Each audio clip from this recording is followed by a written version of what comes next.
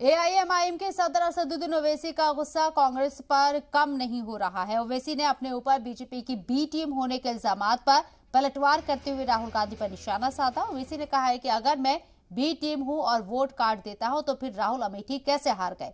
क्या राहुल अमेठी में कोई फिक्सिंग की थी? कांग्रेस के जो मौजूदा उम्मीदवार है वो या उनके सियासी बाप मेरे खिलाफ बोले, मुझे कोई फर्क नहीं पड़ता, क्योंकि इज्जत का देने वाला अल्लाह सुब्हाना व तआला है। जहां कहीं इलेक्शन लड़ते, अरे आगे वोट काटने के लिए, अरे कांग्रेसियों ये तो बताओ, तुम्हारा राहुल गांधी कैसे हार गया अमेठी से? क्या मैं जाकर अमेठी में इलेक्शन लड़ा था? क्या मैं लड़ा था? नहीं लड़ा। वो हार गए, स्मृति ईरानी से हार गए। तो क्या कोई तुमने स्मृति ईरानी से मैच फिक्सिंग कर ली थी?